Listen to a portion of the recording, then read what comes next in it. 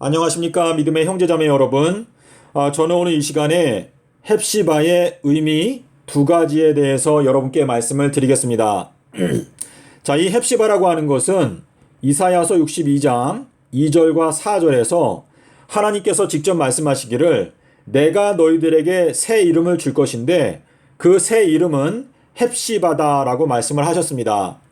자, 이 헵시바라고 하는 단어의 뜻은 첫 번째는 기쁨이라고 하는 뜻이 있고 또 하나는 귀하다, 소중하다 라고 하는 뜻을 갖고 있습니다. 자, 첫 번째 기쁨이라고 하는 단어를 생각해 볼 때 예수 그리스도께서 침례를 받고 물에서 올라오셨을 때 하늘에서 소리가 나기를 너는 나의 기뻐하는 자다라고 아버지께서 말씀을 하셨습니다. 자, 이것은 하나님 아버지께서 예수님을 부르실 때 너는 나의 헵시바다 라고 말씀을 하신 것입니다. 결국은 하나님 아버지께서 예수님께 새 이름을 주셨는데 그것이 바로 헵시바, 너는 나의 기뻐하는 자다 라고 말씀을 하신 것입니다. 계시록 3장 12절에 가면 빌라델피아 교회에 보내는 권면이 나옵니다.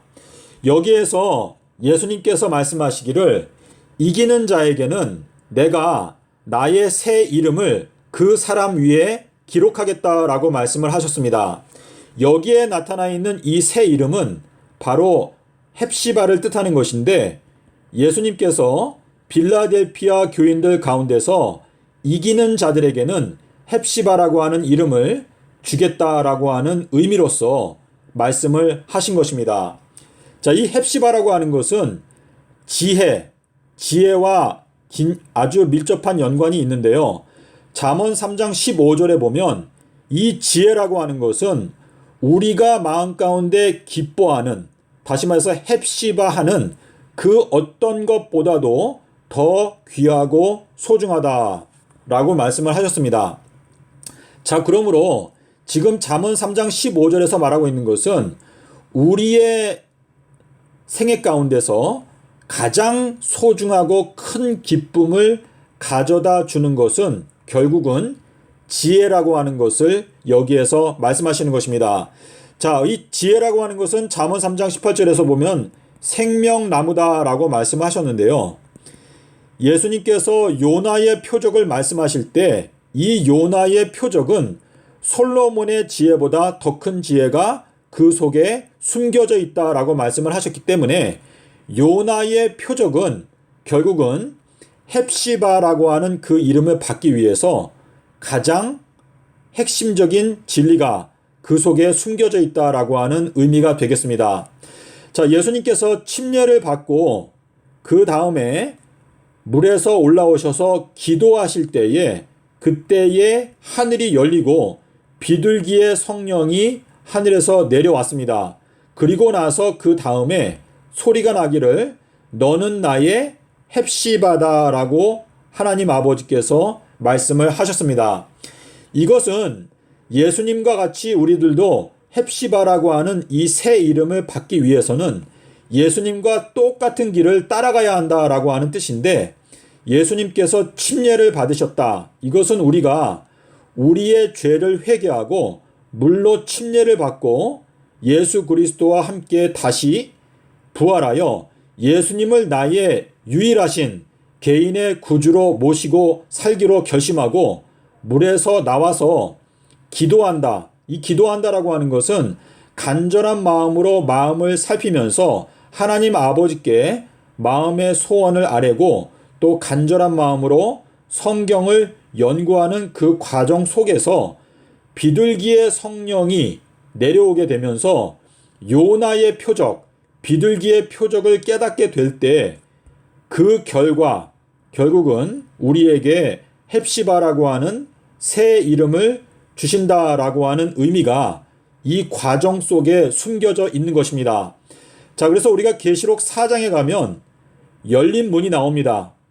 자, 열린 문이나 계시록 5장에 나오는 열린 책, 이것은 전부 다 우리의 마음 가운데 하나님의 비밀을 깨우쳐 주시는 하나님의 은혜를 설명하고 있는 것인데 우리가 열린 문, 또 열린 하늘, 또 열린 책, 이러한 축복을 받기 위해서는 예수님께서 걸어가신 그 과정, 니고데모에게 말씀하시기를 너희가 물과 성령으로 거듭나지 아니하면 결단코 하나님의 나라에 들어갈 수 없다 라고 하는 그 말씀을 우리가 마음 가운데 믿게 되면 저희가 나만 장군처럼 하나님 앞에 겸손하게 물침례를 받고 자신의 모든 죄를 자복하고 회개한 다음에 그 다음에 간절한 마음으로 기도할 때 비둘기의 성령, 요나의 성령이 내려오게 되고 요나의 표를 깨닫고 그 다음에 헵시바라고 하는 새 이름을